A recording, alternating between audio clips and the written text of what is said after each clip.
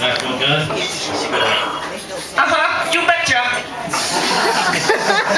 Drill, baby, drill. I'm Maverick. There's more than that, but it gets worse. So happy, I guess you guys are a pro-Obama audience in here, I guess. Very proud as an American when Obama was elected, our first half-white president. Give it up, white people. He's also half black, which is okay. Sorry. For all the Asians and Hispanics here, you know, I don't like next country. I'm a little upset though because he keeps talking about war. You know, he's keeping the same war drum, and we're not at war. You know, we haven't been at war since World War II. It actually takes an act of Congress to declare war. Now, what we did in the wake of terrorist attacks and the world events is, as a country, we declared a war on terror. Okay, not even terrorism, which I can get behind. Just fucking terror, right? Like, we didn't declare war on a nation state. We declared war on an emotional state. You know, what are the tactics for just a war on terror to keep people from being afraid? Like, you just bomb the dark, round up all of the snakes and the barking dogs and put them in prison. I want to see our press conference where we won the war on terror. There'll be some guy in the White House that comes out with, like, ladies and gentlemen, with today's capture of Dracula and the Mummy, we can declare an end to the war on terror. Nobody will ever be afraid again. Tomorrow begins our war on anxiety. Don't worry. And the great thing that they use to get us behind the war on terror is fear, right? They scare us into supporting the war on terror, which seems a little counterproductive to me. It's kind of like paying someone not to take a bribe. I give you $100 not to take this money.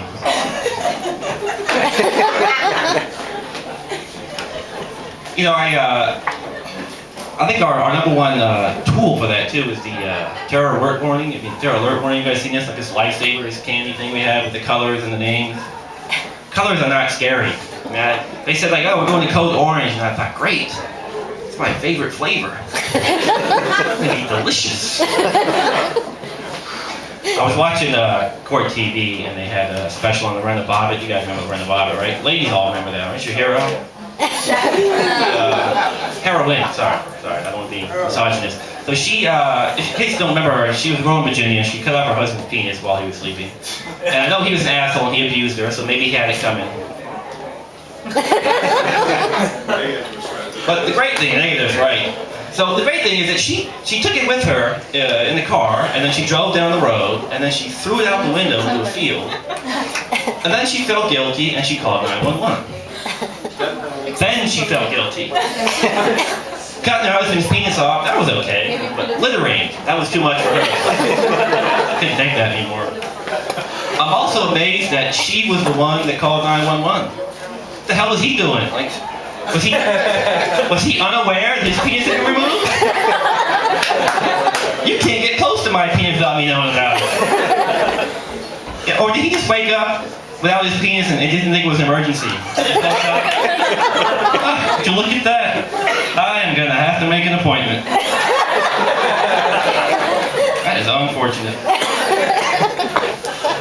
They were able to find his penis though, you know, and reattach it. I wonder who in the law enforcement community was assigned this task? How badly you have fucked up in your career to get that assignment? Get called into the squad room and say, hey, Sarge, what's going on? Ah, good, Thorn, Miller. You guys fucked up that Johnson bus last week, so I got a job for you. Need you to go out Route 42 in that field out there. Find this guy's dick. Wouldn't it be great if they went out there and there was a field just full of dicks? Just dicks as far as the eye can see. Oh my God, you threw it in Dick Field, we're never gonna find it! They have to just get all of them and bring them in for like this.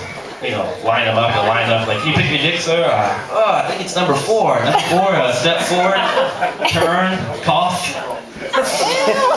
All the guys know that one. I'm like, I'm trying to cough. They also had a special on O.J. Simpson. He had, remember the O.J., the first trial, not the current one where he's obviously guilty, and again, white people give it up, we got him. Right. Normally this crowd's a lot of black people in it, so I can make all these jokes now. Feel at home.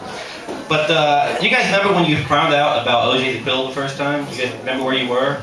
Anybody remember where? I was at the Largo Motor Vehicle Administration. Is anybody familiar with Largo, MVA? I was in the 5th grade. You were in the 5th grade? That's more of like where you were in your life. I meant like physically like where you were. I remember where I was. I was 10.